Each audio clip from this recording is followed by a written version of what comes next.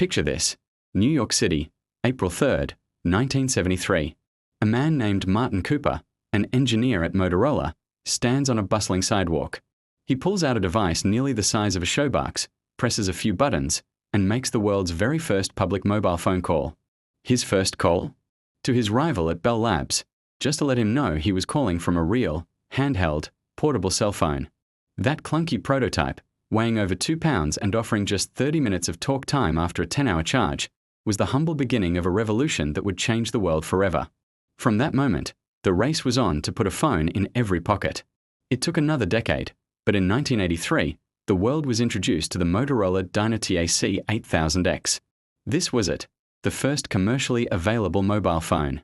Nicknamed the Brick, and for good reason, it was over a foot long and weighed almost 2 pounds. If you wanted one, you'd have to shell out nearly $4,000, which is like $10,000 in today's money. It was the ultimate status symbol, something you'd see in movies like Wall Street, tucked under the arm of a high-flying executive. For the average person, it was pure science fiction. The battery life was laughably short, the reception was spotty, and you could only talk. But it was a start, a tangible piece of the future you could actually hold, even if it gave you a workout. This was the era of analog, the 1G network, where the simple act of making a call without being tethered to a wall was a miracle in itself. The brick phone wasn't just a device, it was a statement. It said you were important, you were connected, and you were living in the future. Then came the 1990s, and everything started to shrink. The digital revolution was here, and it was called 2G. This wasn't just about making calls clearer, it introduced a brand new standard called GSM, or Global System for Mobile Communications. This meant phones could work across different countries, a huge leap forward. And with this new tech came new designs. Motorola once again led the charge with the Micro TAC in 1989, which introduced the iconic flip design. Suddenly, phones weren't just bricks anymore, they were becoming more portable, more personal. You could flip it open to answer a call and snap it shut to hang up. It was just so cool. But the biggest game changer of the 90s wasn't the hardware, it was the software. In 1992, the world's first ever SMS, or short message service, was sent. It simply read "Merry Christmas." At first, nobody really knew what to do with it. Texting was a bit of an afterthought, a quirky feature. But as the decade wore on, and more people got their hands on these smaller, more affordable digital phones, texting exploded. It became a new language, a new way for an entire generation to communicate. Phones were no longer just for talking. They were for discreetly sending messages in class, for making plans without having to have a full conversation. The 90s took the brick and chiseled it down, making it smaller, smarter, and planting the seeds for the connected world we live in today. As we rolled into the new millennium, the early 2000s became the golden age of the feature phone. This is when mobile phones went from being a luxury item to a household essential. And one name dominated this era: Nokia. The Finnish company released a series of phones that were affordable, easy to use, and, most famously, nearly indestructible. The undisputed king was the Nokia 3310. This thing was a legend. You could drop it, throw it, probably run it over with a car, and it would just keep working. It sold over 126 million units, becoming one of the best-selling mobile phones of all time. But the 2000s weren't just about durability. This was the era where phones started getting fun. We saw the introduction of polyphonic ringtones, so your phone could play more than just beeps. We got color screens, which seemed mind-blowing at the time. And perhaps most importantly, we got cameras. The first camera phones were grainy and low resolution, but they sparked a massive shift. Suddenly, you had a camera with you everywhere you went. The idea of capturing and sharing moments instantly was born. And let's not forget mobile gaming. Who didn't spend countless hours playing Snake on their Nokia? It was simple, addictive, and it turned our phones into pocket-sized entertainment devices. This was the peak of the feature phone, a device that did a few things, but did them incredibly well, connecting millions of people in new and exciting ways. Then, on January 9, 2007, everything changed.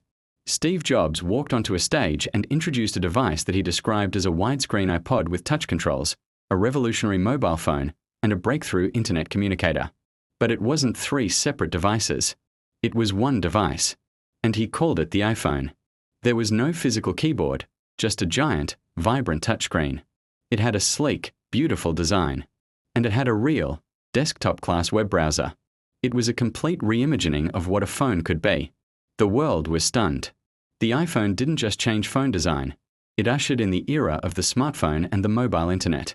Suddenly, 3G networks, which offered faster data speeds, became essential.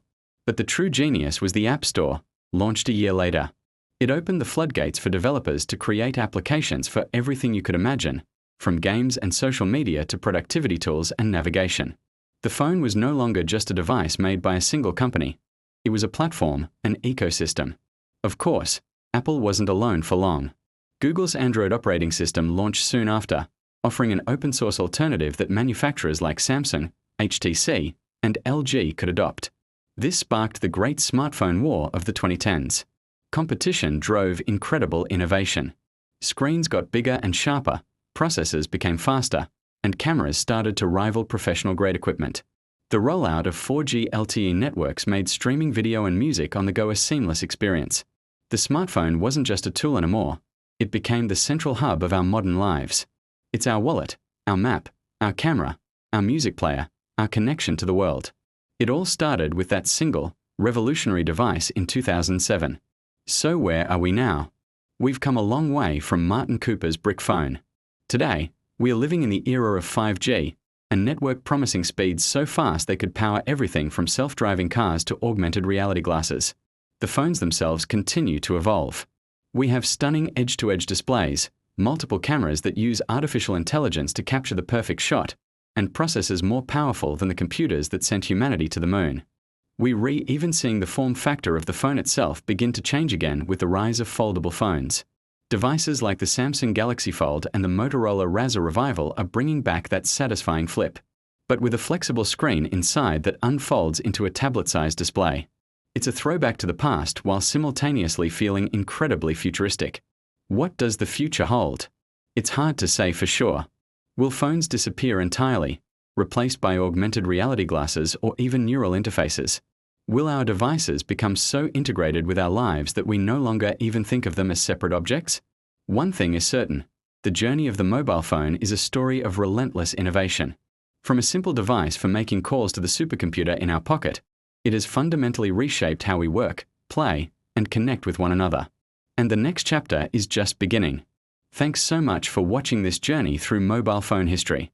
If you enjoyed this video, don't forget to hit that like button, subscribe to the channel, and ring the bell so you don't miss our next one. What was your first mobile phone? Let me know in the comments below. See you next time.